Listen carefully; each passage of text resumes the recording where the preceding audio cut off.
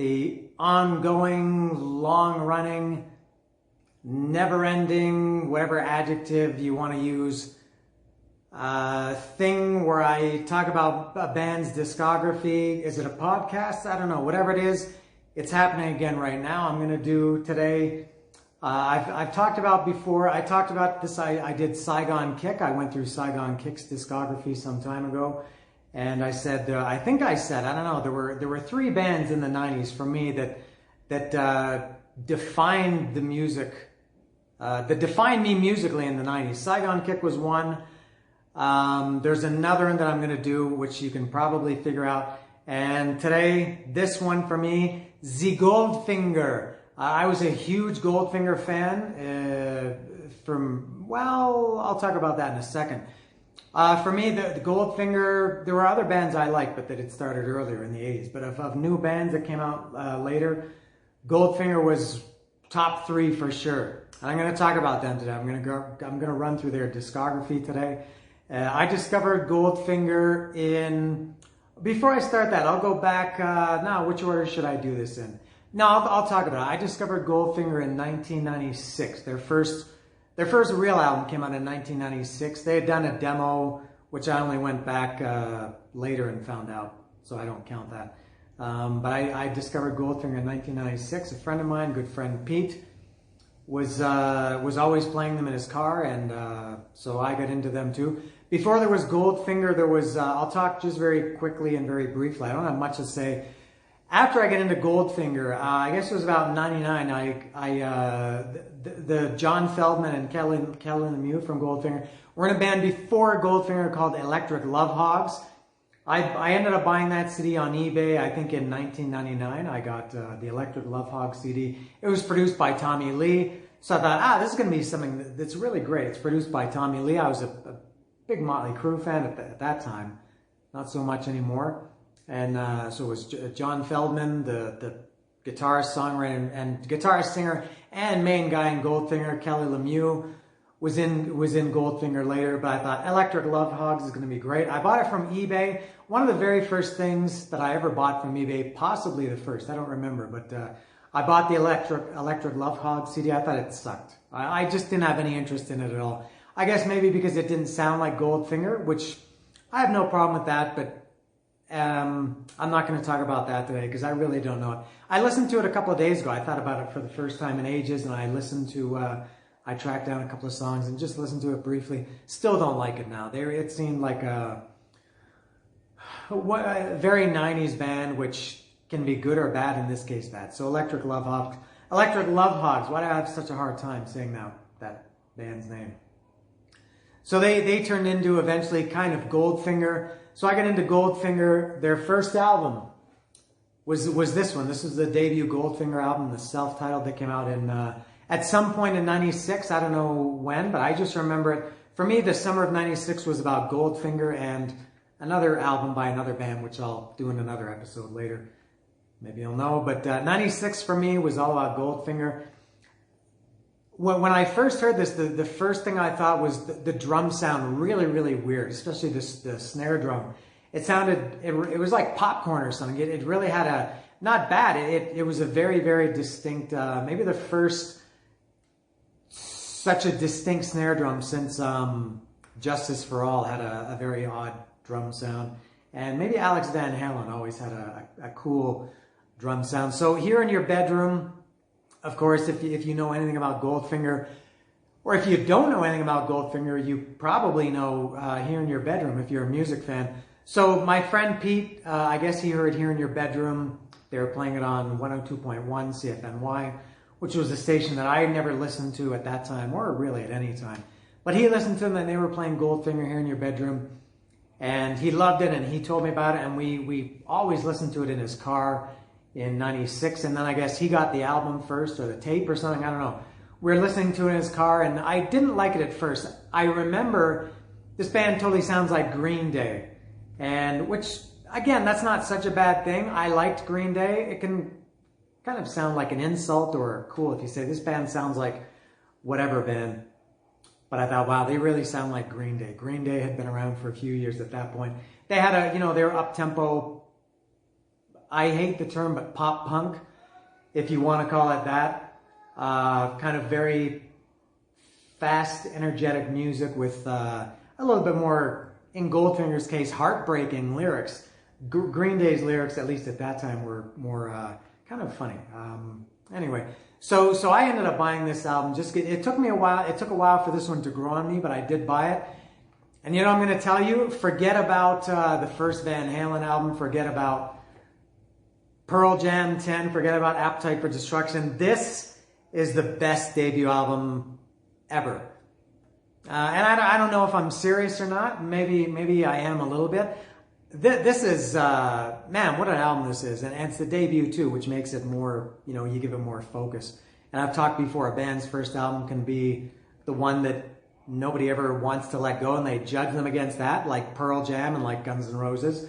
And it can also be forgettable garbage, like, I shouldn't say garbage, but maybe like, I've used this example before. I never liked the first Red Hot Chili Peppers album. I didn't like it at the time it was out. I didn't like it years after I got into them, and I don't really like it now. This one, man, oh man, this is just an unbelievable album. Every song is great. This album I listened to constantly in '96. I'll talk about as I go through these my favorite songs from the album.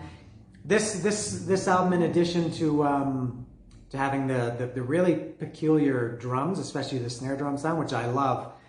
And I remember my friend Helio Noguera, if he watches this, he might remember this, because I lent this to him, or I told him I told Helio about Goldfinger, and he listened to him and he said, "What's with the drums?" He thought it was a weird sound. I think he didn't become a Goldfinger fan, but he probably remembers that I was a big Goldfinger fan.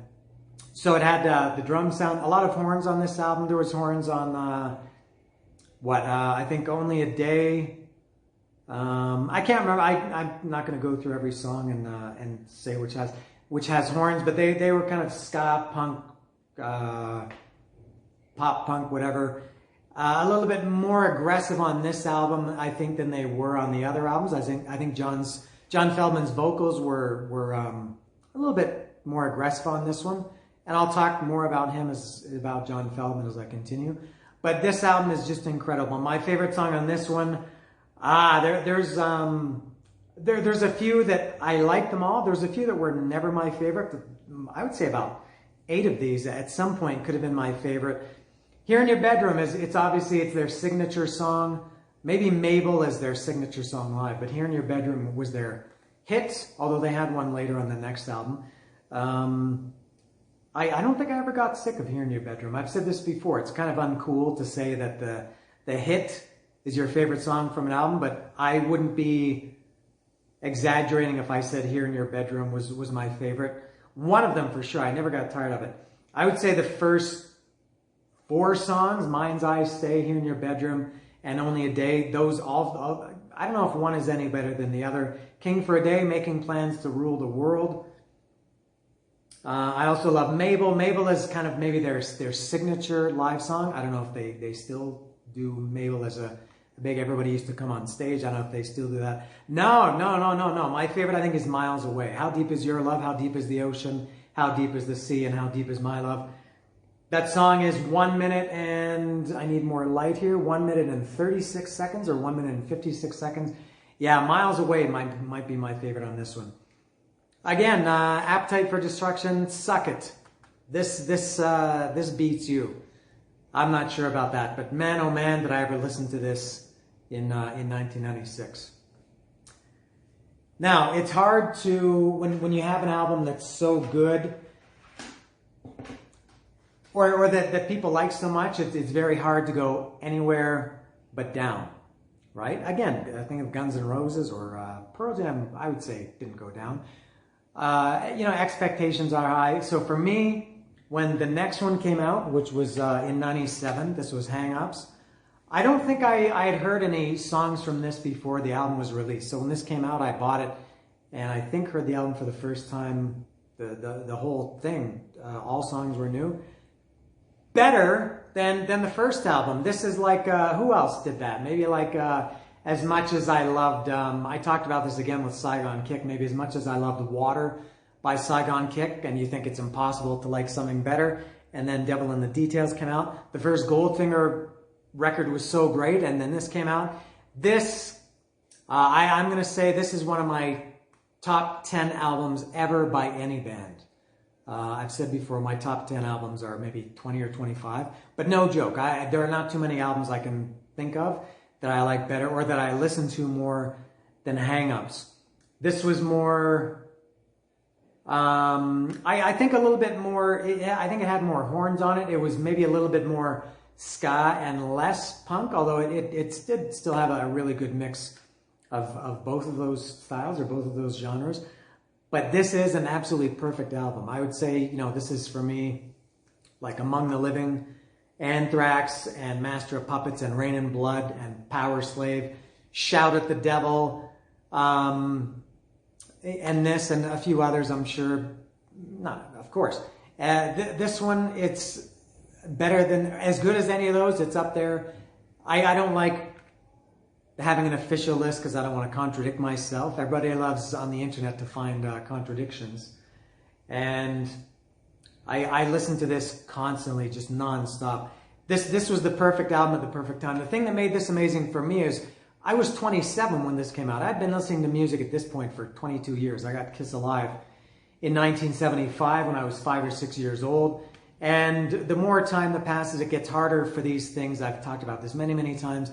It's harder for music or movies or books or people or anything to have an impact on you. Think of how much of an impact this had on me for me to say it's one of my top 10 albums ever. Again, every song that I'm not kidding. Any song in this, probably at some point, every single song was my favorite. Superman was I guess a pretty big hit for Goldfinger. It was on, I guess later it was on a Tony Hawk. I don't know anything about Tony Hawk, or it was on some Tony Hawk. I don't know if it was in a skateboard game or a soundtrack. But Superman was a pretty big hit. I think they kind of did some talk shows and they did Superman. Oh, how can I pick a favorite? I can't. I'll talk a little bit. Superman, My Head. Where Are You Now? I Want to Talk to You. If only I Were Taller, If I Had $1 Million. That's a great song. That reminded me of, was it that one? If only I was taller, if I had $1 million, maybe then you'd be with me. Very strange. Reminded me of Bare Naked Ladies a little bit. Just, it didn't sound like a Bare Naked Ladies song, but to me it had the same kind of innocent, childlike vibe. So yeah, If Only is just a fantastic song. This Lonely Place, I've Been Around, This Lonely Place was a great song. They did a video for that sucked. I think Goldfinger's videos were, for me, mainly not very good, but just incredible. 20 Cent Goodbye, kind of an outdated song now. Nobody puts 20 cents in a payphone because there are no payphones. Went out today to try and call you. I guess you didn't, to try and find you. I guess you didn't recognize my call. The lady on your end said you got caller ID. Well, I'm feeling sorry that you've been woken up so much. Anyway, outdated now. Now you just pick up your phone and you don't put 20 cents in, and everybody has caller ID. But 20 Cent Goodbye could be one of my favorites. What was it? Was it maybe? Let's see. I think it was Going Back to If Only. It had a heavy part, which continued. I think I'll talk about that. There was at least one Goldfinger song, I think, on every album. It was really, really heavy. That was basically metal. I think it was If Only. Then maybe I'd see you. Da, da, da, da, da. Yeah, it's If Only. Very heavy, that part. Question. You got some question about your life. You don't know how you'll ever make it through. You try so hard, but it's all you got. That's a great song. Great riff in that one. Disorder. That's a very punky song. Carlita might be my favorite. The guy. I don't know anything about Fishbone, so I can't remember the guy's name, but the guy from Fishbone, is it Angelo Moore? Some guy from Fishbone sang, I think, on Carlita. Well, after today, I'm not going to sing. I'm not going to sing every song. I'm not even going to talk every song. I'm not going to sing any song. Carlita had an incredible song, Too Late. I think that was the one about John Feldman wrote about his father, the relationship with his father, which he wrote about again on Open Your Eyes later, Dad. I Need to Know a Little Bit, not a ballad, but kind of a nicer song. Could also be a favorite. Authority. Another one that could be a favorite, SMP, which is Skiers Must Perish, which was another one that had some very, very heavy parts in that. The Last Time, Living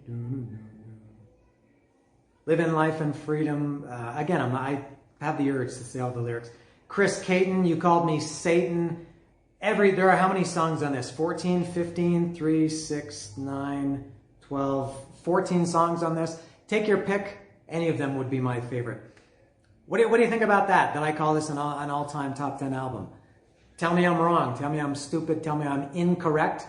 But I will disagree. I love Goldfinger Hang-Ups. And cool album cover too. Kind of a double meaning.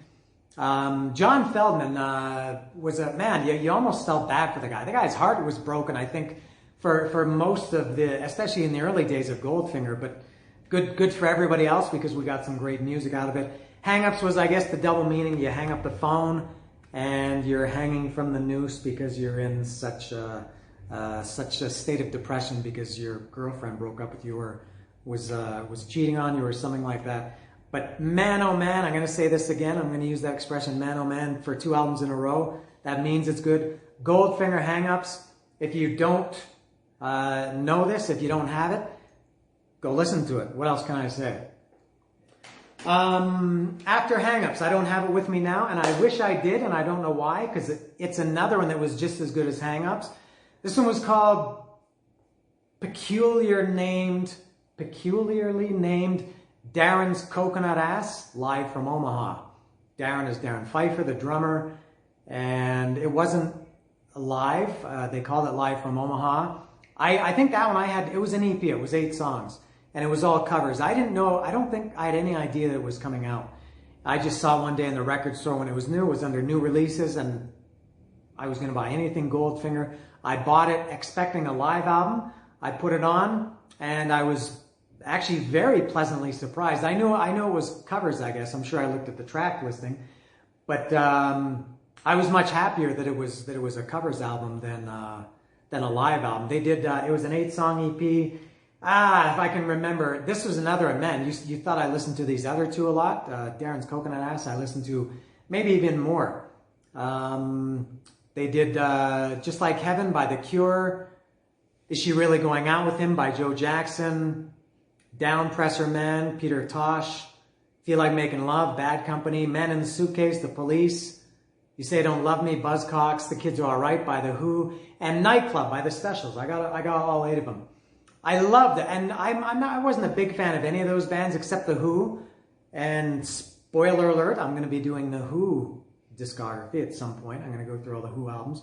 So the only song I guess that I really knew, no, that's not true. The only band that I was a fan of was The Who. I knew Is She Really Going Out With Him by Joe Jackson. That was a big radio song in the 80s. When I was a kid, I heard it all the time. And what was the other one I knew? Oh, Feel Like Making Love, of course, was a classic rock staple back then. And kind of funny that Kids Are Alright is not one of my favorite songs on that album, but one of my favorite of the original albums. Again, I listened to that constantly. That came out in 99. I even liked it so much to the point that in 1999, this is when CD burners were new. If anybody remembers CD burners, probably if you're watching this, and I know there's not very many, you're old like me, I'm 50, you remember CD burners that were really cool for about a year or 2. And I was using Napster. If anybody remembers Napster, it's impossible to think of Napster without thinking of Metallica. I went and downloaded the 8 original versions of the cover songs that were on Darren's Coconut Ass, and I made my own mixed CD of and I made artwork for it and everything. I printed it, I put it together, and I called it Goldfinger versus everybody else. So I had all the original versions and the gold. So I had Just Like Heaven by The Cure, and then Just Like Heaven by Goldfinger, etc. Ooh, I was so cool. And it sounds like something a teenager do, but man, I was 29 years old at the time and I was still doing that. It was cool to make your own mixed CDs back then. And I'm going to talk about this quickly. This was, no, I'll talk about that later. So yeah, Darren's Coconut Ass, the cover album, I loved it. I would put that up with the other 2 Goldfinger albums that I talked about. So and I would even say, because something else just popped into my head. I've said when I did this with Metallica that the Garage Days, the 598 EP is the greatest EP ever. This is number 2. I think Darren's Coconut Ass for me. Just off the top of my head, I can't think of another EP that I listen to as much as I listen to Darren's Coconut Ass. Man, oh man, there 3 times in a row, man, oh man. I gotta stop saying that. Who wants to be repetitive? And yeah, so Darren's Coconut Ass, I would say my number 2 EP of all time, and a great example of how covers should be done. And something else, I'll go off a little bit and talk about Goldfinger in general as a cover band. I've mentioned this before when I did Anthrax and Metallica. Those 3, Anthrax, Metallica, and Goldfinger, for me, those 3 are the best cover bands ever, at least recording. Pearl Jam was great too. Pearl Jam didn't record too many covers. They played them all live. But Pearl Jam did great covers. But for recordings, Goldfinger, Metallica, and Anthrax are just the best. It's not too many bands that can do. Because I think what was great about all of them, mostly was they took songs that weren't necessarily in their style. You know, none of these Goldfingers, well, is she really going out with, let's say Kids Are Alright or Feel Like Making Love. Those are not, I mean, the original versions, that's not Goldfinger's style. You would never guess that they had an influence on Goldfinger, but Goldfinger took those songs and made them sound like they had written them themselves. So if you liked Goldfinger and then heard these, there's no reason why you wouldn't like them. And then maybe if you went back and listened to the originals, maybe you wouldn't like those because they're not Goldfinger style, if I'm making any sense. So Darren's Coconut Ass, yes. Next one was, this was, and I know I'm getting a reflection here, so I'll try to do this. This was Stomping Ground. This came out in 2000. This was the first time, I wasn't disappointed in this album, but this is the first album that there were a few songs that were just okay. This kind of reminded me of how I felt about the Black Album. I was a huge Metallica fan going back to Kill 'Em All. So Kill 'Em All, Ride the Lightning, Master of Puppets, Justice for All, Untouchable, and then Black Album was the first one that I loved. It had some of their best songs, but a couple of that were not favorites. This is kind of like this. This one had this was more. I probably should have liked this more. This was more up my alley. I'm basically a metal guy, and there was really no ska on this. Was there? I don't know, but I don't think any horns. This was a little bit more punk or punk rock, a little bit heavier, although I would never call Goldfinger a heavier band or a heavy band. Still, some of my favorite Goldfinger songs are on this album. The first 2 are great. I'm Down and Pick a Fight. Counting the Days, again, it's a single, but it's again, one of my favorite songs on this album for sure. Bro is another one that I mentioned that like they did on Skiers Must Perish, and the end or the middle part of If Only on Hang Ups. Very, very heavy. They just went into metal mode very, very briefly. I like that. San Simeon is a great song and has a really cool... It's about San Simeon, which I had never heard of before, but it's a place in California. To me, it has like the guitars that have a very tropical feel, like a Hawaiian feel. Great song, San Simeon. Wherever I go, my mind will always be San Simeon. Excellent song. And sorry for my singing. Margaret Ann is another one. Amazing. The really, really cool kind of clean guitar and with some acoustic guitar in there too. Getaway. Maybe Getaway might be my favorite. And Margaret Ann, Counting the Days, I'm Down, Pick a Fight. Any of those could be my favorite. Now they did, I guess what was maybe most notable about this album was they did a cover of 99 Red Balloons by Nena was her name. I can't remember. It was a kind of a pretty, I think it became the cover. I mean the original song, 99 Red Balloons, which came out in 83 or 84, something around there. I remember it very well when I was a kid or a teenager. And so they did a cover of that, which was, I think, a fairly big hit for them. And it was pretty good. Again, they did a great job with covers. It was I mean, you knew it was the original song, but they also Goldfingerized it. If I can turn Goldfinger into a verb, I would say they Goldfingerized it. So, but a couple of songs on here just never caught on with me. The End of the Day, that had some metal parts too. They even mentioned, John Feldman in the lyrics says, if I want to play metal, it's about kind of doing what you want. He says, if I want to play metal in The End of the Day, Don't Say Goodbye, that was never a favorite. You Think It's a Joke, Forgiveness. Fine songs, but not favorites like Hang Ups or the first album. But overall, this is their most, if you like more straight ahead punk rock and not ska, because I know a lot of people don't like ska. A lot of people hate it. That's the one to get. I don't know why I'm talking about this. Nobody ever takes recommendations, especially these days. But yeah, so Stomping Ground, much more of a positive album. I love it much more than I dislike it, for sure. I hope I didn't come across as sounding like I didn't like it, because I do. I like it a lot. Moving on to 2002. This was Open Your Eyes. This was a little bit different. Charlie Paulson, the guitarist, had left Goldfinger, and he was replaced on this album, although I'm not sure if he played on a guy called Brian Arthur, who played in a band called Unloco. I'm not sure if he was credited on this album, but I'm not sure if it's one of those situations where, you know, like with the Diary of a Madman, they showed Rudy Sarzo and Tommy Aldridge, but it was actually Bob Daisley and Lee Kerslake playing the bass and drums. So I'm not sure if Brian Arthur played on this album or not. I don't care. You know why? Because I love this album. I liked it much better than Stomping Ground. This was a great album, but something did start to be a little bit different with Goldfinger on this one, which I'll talk about as I continue. I like this, as I said, yeah, better than Stomping Ground. This was not as much as Hang Ups, and it's kind of funny. People have a tendency to always compare, when you're talking about music, to compare it to the last one before it, which is, I try not to do that. And it's kind of pointless, because you think, well, if it's good, it's good, or if it's bad, it's bad. But it doesn't really matter if it's good compared to the last one or bad compared to the last one. It's just good or bad. I'm going to do that today. I'm going to contradict myself, but that's because I'm going in the linear discography. So I like this. For me, this was great because I love Stomping Ground. I mean, I didn't love Stomping Ground.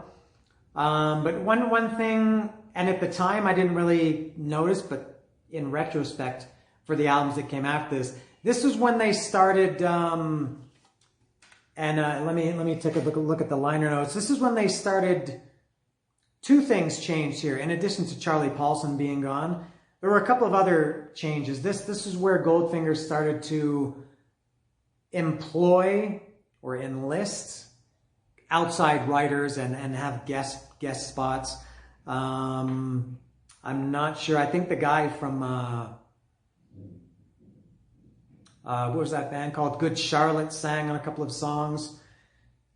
And I never liked Good Charlotte, and I still don't. And I don't see it in the liner notes.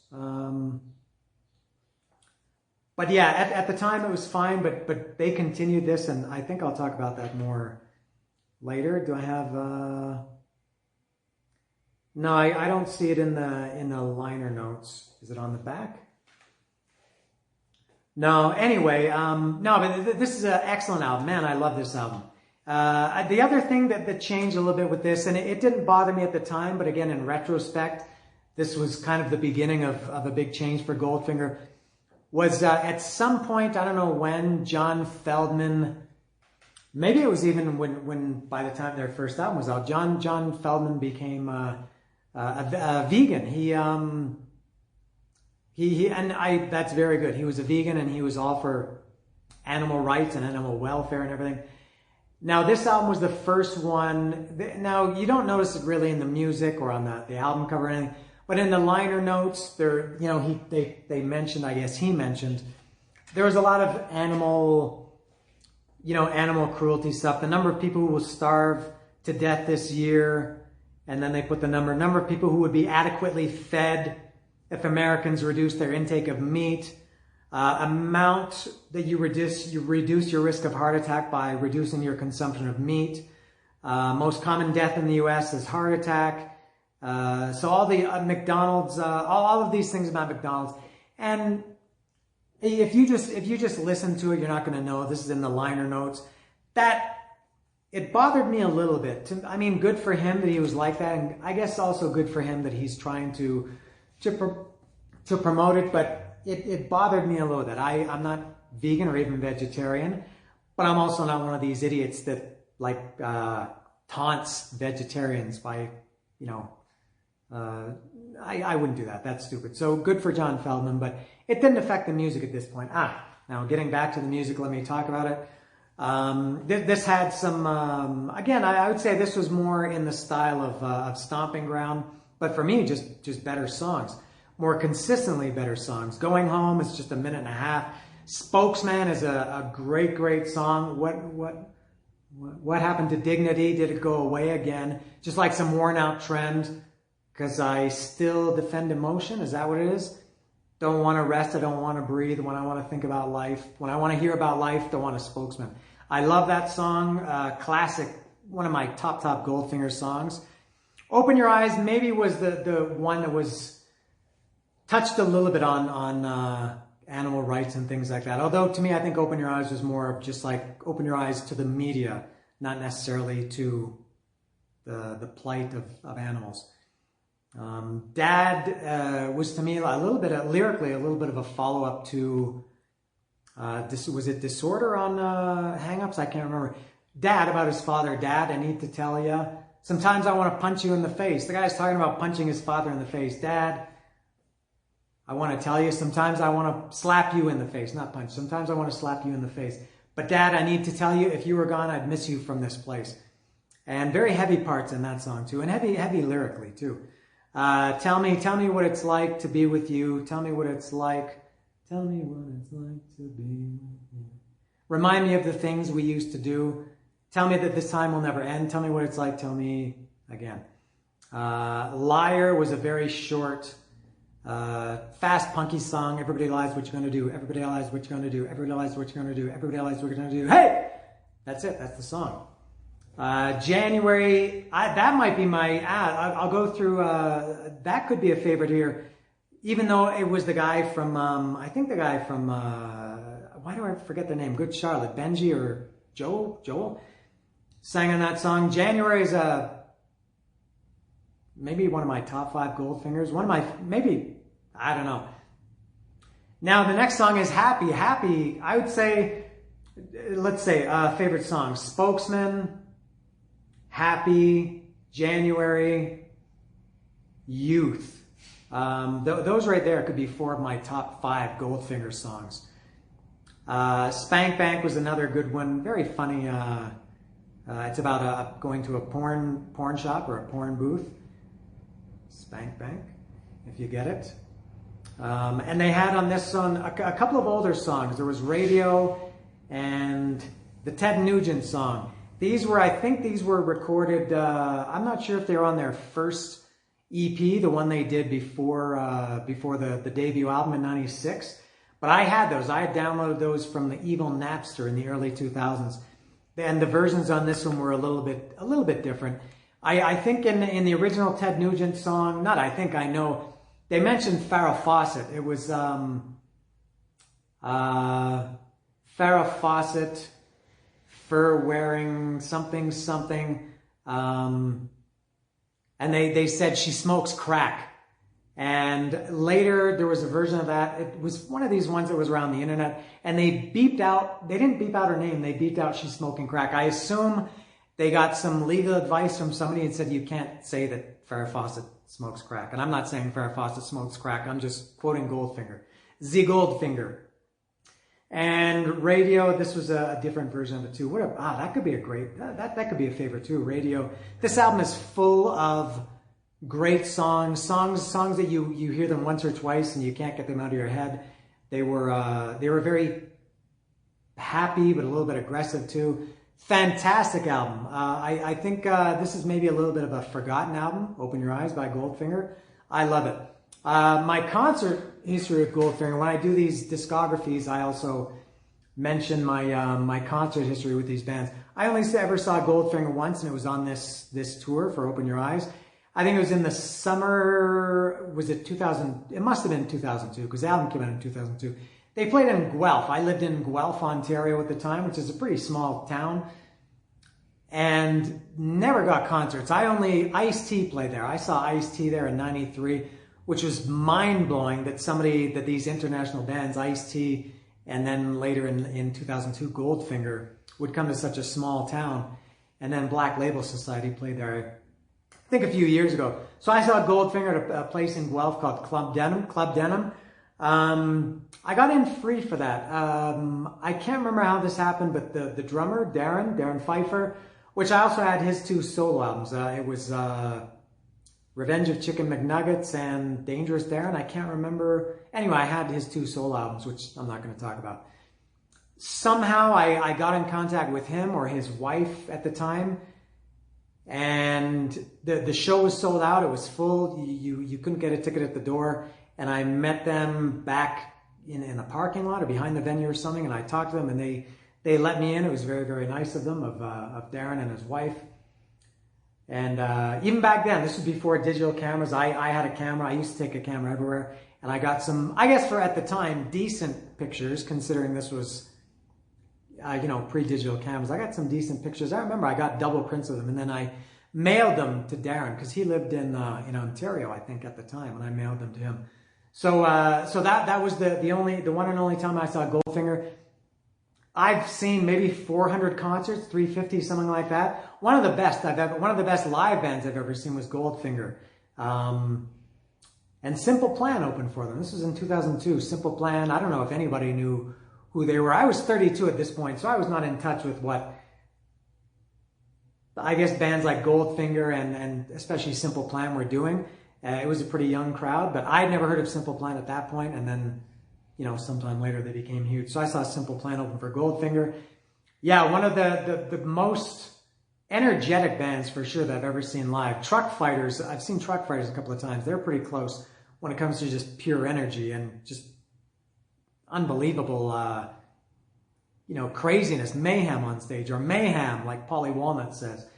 Now, the only thing I didn't like about Goldfinger live was I think they only played for 45 or 50 minutes, and they were the headliner. They probably played about 20 songs then because their songs are very short.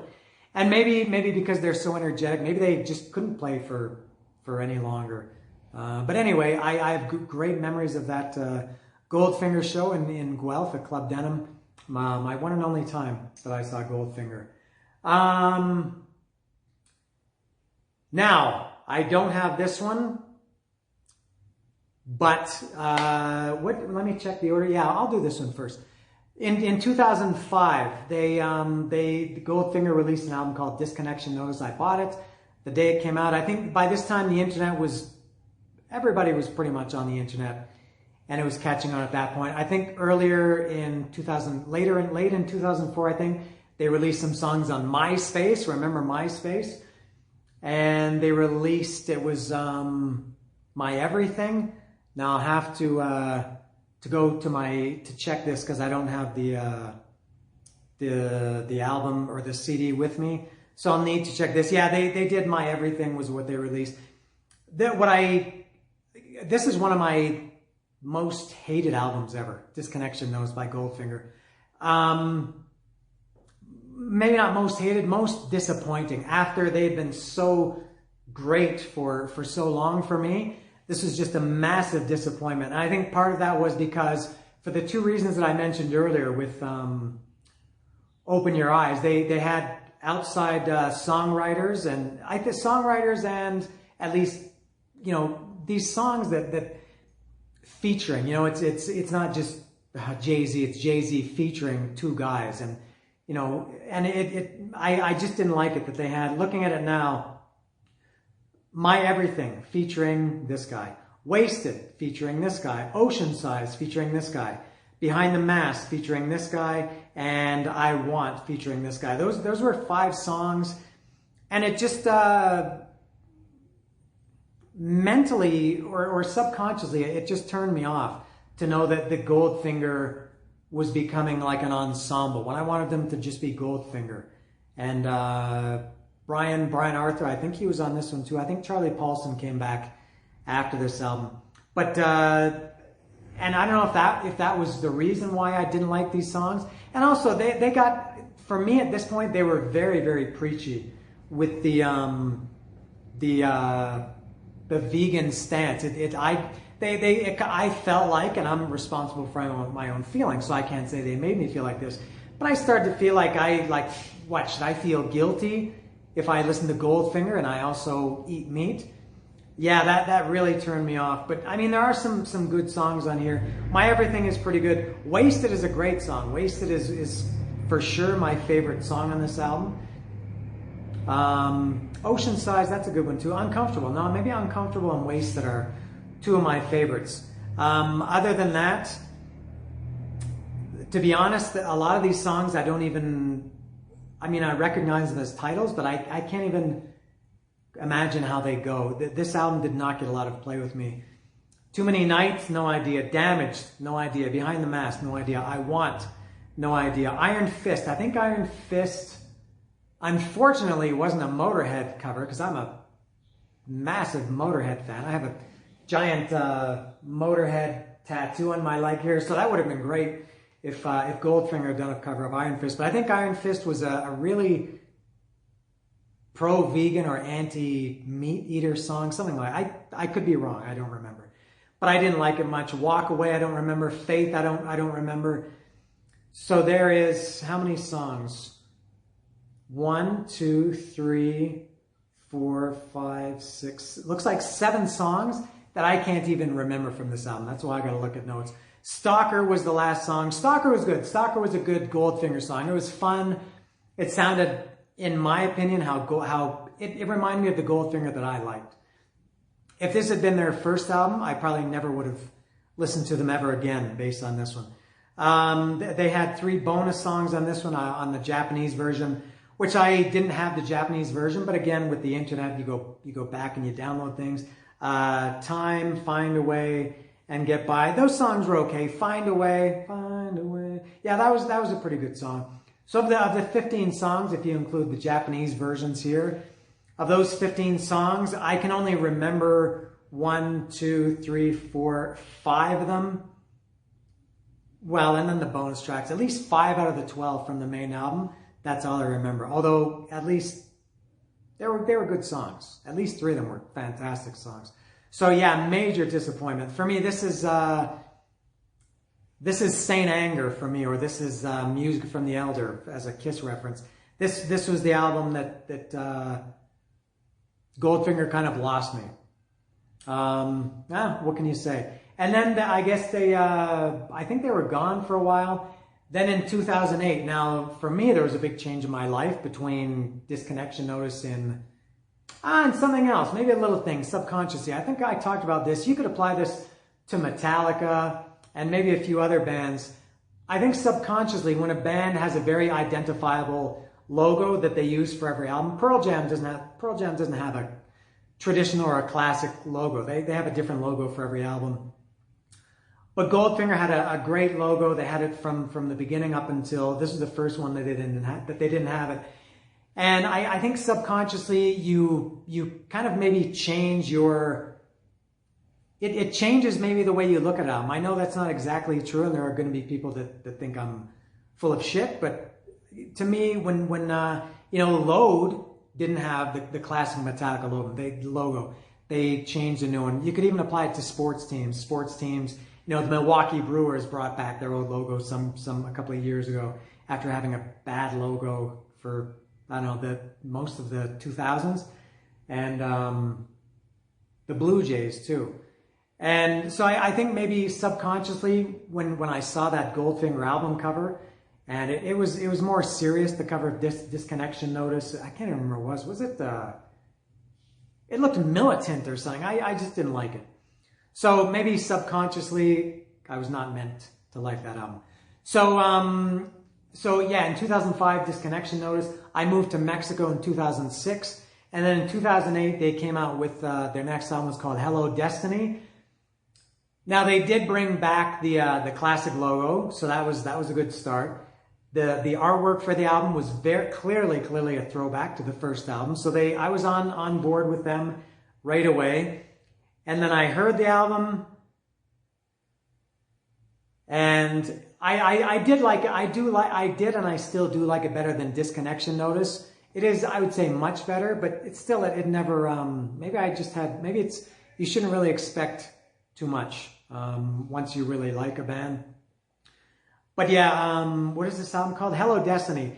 It was okay. Let's go by this one by one. One More Time, that was a good song. Get Up was pretty good. Again, kind of anthemic. Goodbye.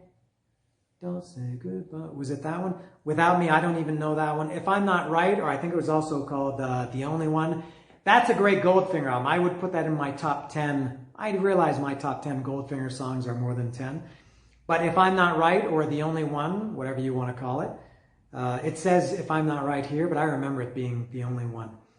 I never did buy this because by that point, as I said, I lived in Mexico and I had kind of stopped buying CDs. I was kind of slowly switching to digital music, and it was very hard to find CDs here in Mexico.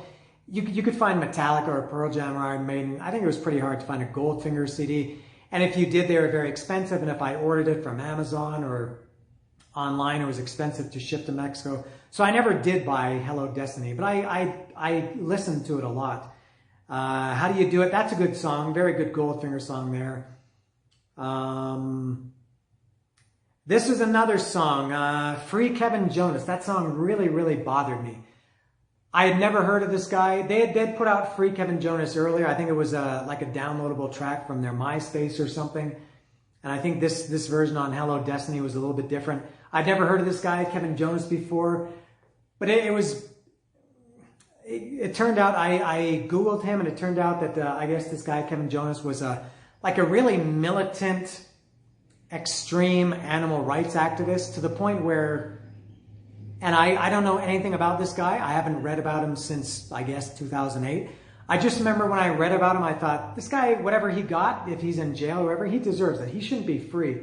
He seemed like I think it's too strong to say a terrorist, but the guy sounded like he had the right idea, of the animal welfare, but this guy did some, I don't remember any details at all, but he did some really, really stupid and very illegal things. And I guess I didn't like that Goldfinger or John Feldman were, in my opinion, seemed to be glorifying him. I didn't like that at all. And just the song I didn't really care for. And there was a hidden song called Julian, which was about John Feldman's son, which was a very quiet, kind of mellow, ballady, a song for your kid. Nothing wrong with it. So of this one, how many songs do I not know? Without Me, War is 2. Charlie Paulson was back for this album, by the way, which was also, Goldfinger had all the things going for them. And I'll put that down for a minute. About Charlie Paulson coming back, I guess as time went on, it became obvious that John Feldman was Goldfinger. This is similar with, I guess nobody's going to know who this is, but Jason Bieler with Saigon Kick. And I don't know who else is like that. Now, they have the band, and I don't know how much Darren Pfeiffer or Charlie Paulson or Kelly Lemieux, or before him, what was the name, the original bass player? Simon, can't remember. Simon, the original bass player. I don't know how much they contributed. Maybe it was nothing, maybe it was a lot. And this reminds me of Dave Lombardo with Slayer. He left Slayer, and everybody was angry, or fans, they said, Dave Lombardo's the best, which I can't argue with. And they hated Paul Bostoff, and because of the albums that he played on, it wasn't as good. And then when Dave Lombardo came back to Slayer for Christ Illusion, everybody was freaking out, saying that this is going to be, not that it was, because this was before it came out, that this was going to be the best Slayer album because Dave Lombardo was back, which I didn't really, I didn't understand, and I totally disagree with. Dave Lombardo never wrote, and I talked about this when I did Slayer's discography. Dave Lombardo never wrote one note of music in Slayer. So for him coming back, I don't know how big a deal that was. And maybe it's the same with Charlie Paulson, but I guess it's good that when you hear one of the original guys or the important guys is back. So I thought, all right, Charlie Paulson is back. And then when I saw the artwork and the logo, everything was back to normal. And so again, not as disappointing as Disconnection, notice, and sorry for jumping around.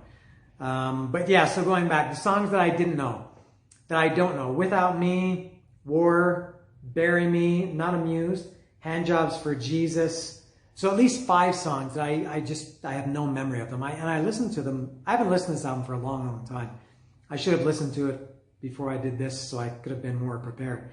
Now they also had some bonus songs on this one. The bonus songs were great. This was, I guess, in the early days of iTunes when you could get bonus songs if you downloaded it from iTunes. One was, I guess, an iTunes bonus track. The other one were Japanese. Smile is better than any of those songs that I mentioned, the 5 that I can't remember. That's a great song. Smile, the bonus track, was great. And Windows, which was one of the other bonus songs, that's also great. Now I know why people jump out of their windows. Very beautiful song, that is, Windows. So to me, I for whatever this is worth, I think it would have been a better album. There's people who think Smile and Windows suck.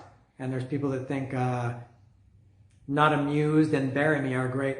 I would have liked this album better if they had Smile and Windows on the main album and then put Handjobs for Jesus and Without Me as bonus tracks.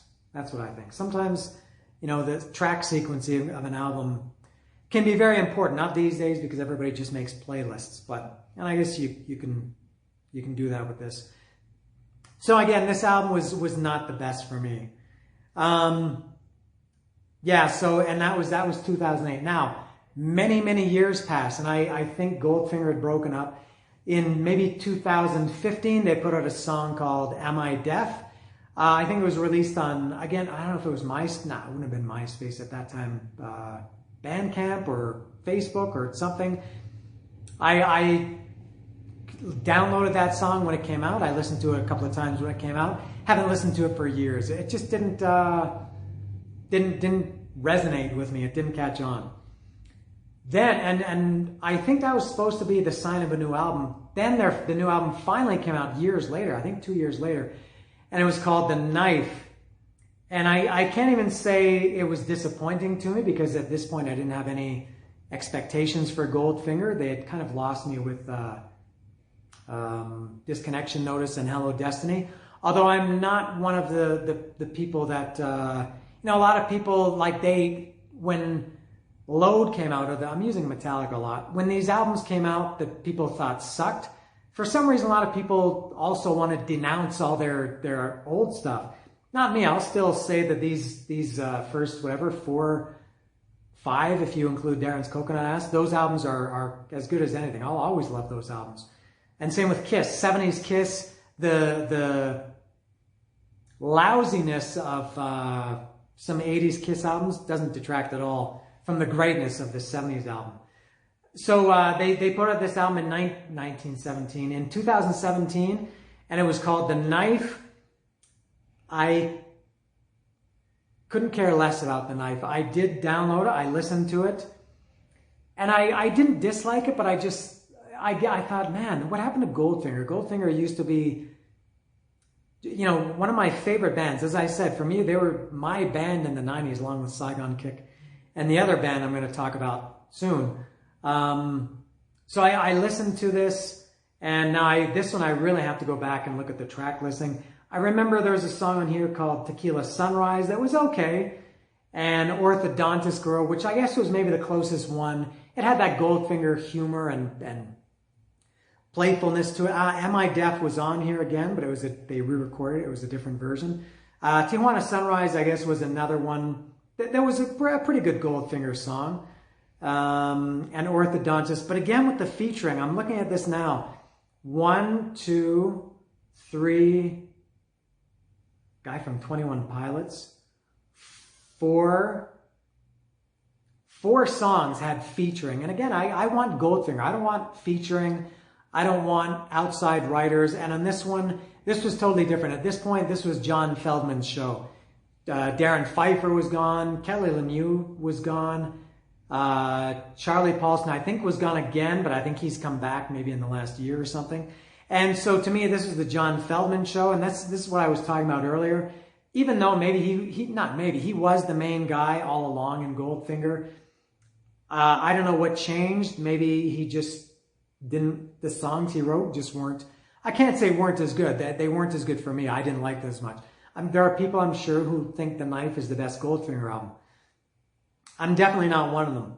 And so John Feldman had a bunch of, I don't know if they're hired hands. Travis Barker played the drums on this, if I remember correctly. Yeah, I don't know if he played on every song. He's credited with drums. And a couple of guys I'd never heard of before. Mike Herrera, who, I don't know who he is. And Philip Sneed, I don't know who he is. So to me, this was just a John Feldman solo album more than a Goldfinger album. Very, very disappointing. And every time I do these videos and I talk about bands, there's always at least one album that I say, I forgot about that album, I should go back. So maybe I'll go back and listen to this again. It's been 3 years since I listened to this. This album came out in 2017. So maybe it's time to give it a listen again. I don't know. Now going back to, I'll go back a little bit to my concert history. Goldfinger played in Mexico City in 2008 or 2009. I didn't go. I think it was in November for sure. I just don't know if it was 2008 or 2009. I had to work, and I think I couldn't get the day off work, or I didn't want to lose the money or something. And tickets were expensive. When a lot of these bands come to Mexico, the tickets are expensive relative to the cost of living. Something really noteworthy about that, the thing I remember was there was a plane crash in Mexico City that night. The night of the Goldfinger concert, a plane crash. There was a private plane carrying, he was like the Minister of Defense or the Secretary of Defense, something like that. So I always have that association, Goldfinger playing in Mexico City, that I didn't go to, and I kind of wish I had now. I guess it doesn't matter. But so that was the end of Goldfinger's studio discography. Now I've got a couple of, a few additions here, as I briefly showed earlier. In the days of compilation albums, when CD burners were cool, you could make your own. So I made this one. I made my own artwork and everything, and it was pretty cool. And these were my favorite Goldfinger songs. This was up to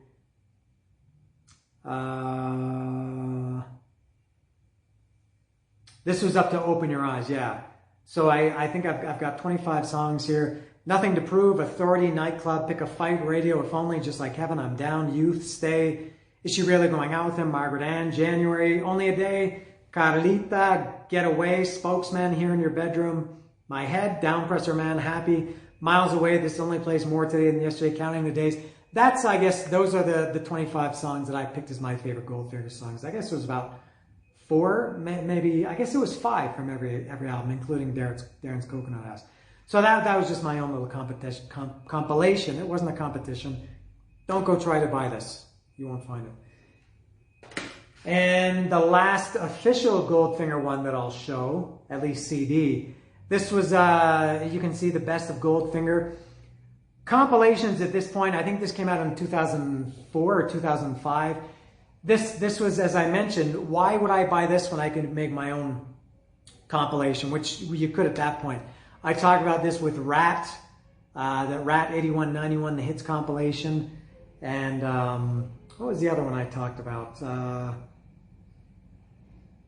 I can't remember, but back then compilations were cool, before CD burners, because you could have all the songs in one collection. Instead of taking 5 Goldfinger CDs in your car, you could just take something like this. Although at this point, this was 2004 or 5, there was kind of no point. The reason I bought this was because it was a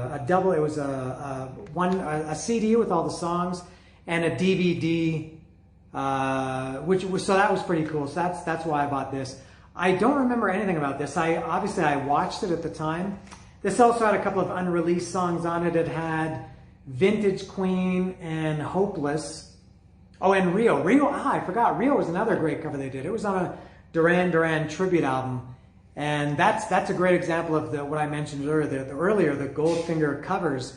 They took a pop song, a very Duran Duran 80s pop song, and they made it into a great Goldfinger song. And they even threw in a little bit of Dio in there. Instead of her name is Rio, his name is Dio, Ronnie James Dio. That was really cool. That was a great cover. Rio is excellent.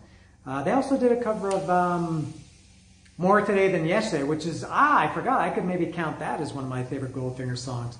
That was on some soundtrack, Meet the Deedles or The Water Boy or something like that. But More Today Than Yesterday was a great one. They had good B-sides and covers, Goldfinger did. So this one, not too much to say about this. This was Here in Your Bedroom, Mabel, Miles Away, Superman, If Only. This Lonely Place, Just Like Heaven, Counting the Days. Strange that they put a cover song on a compilation. I guess then they have to pay royalties twice. Counting the Days, San Simeon. I don't know if that's true or not. 99 Red Balloons, another cover. Tell Me, Open Your Eyes, Spokesman. The Innocent, which was a new song. That was. I think they also did that with the guy from Good Charlotte. I remember it this time. Madden, Joel or Benji. And it was a September 11th kind of tribute, something like that. So there were, The Innocent, Vintage Queen, Hopeless, and Rio. Maybe Vintage Queen and Hopeless. I can't remember where they were released. But anyway, so this was a not bad compilation. Kind of, the only reason I bought this was for the DVD. And last, speaking of DVDs, this is the first time I've done this in one of these videos just because I'm looking for a way to extend it. I have this Goldfinger DVD. This was live at the House of Blues, and I think it was in San Diego, July 2003. It says live at the House of Blues, but there are House of Blues everywhere.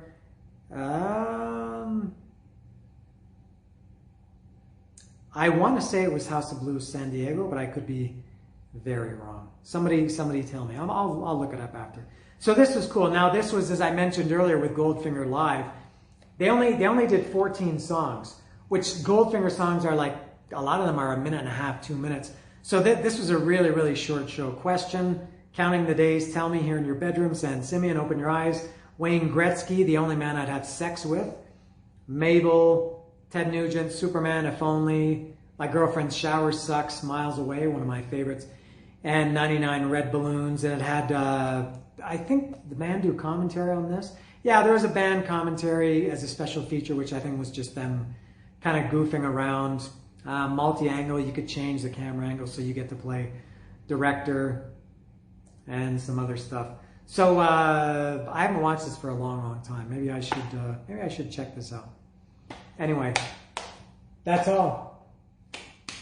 Goldfinger, that's it. I made it through Goldfinger. This is episode 13, 14, something like that.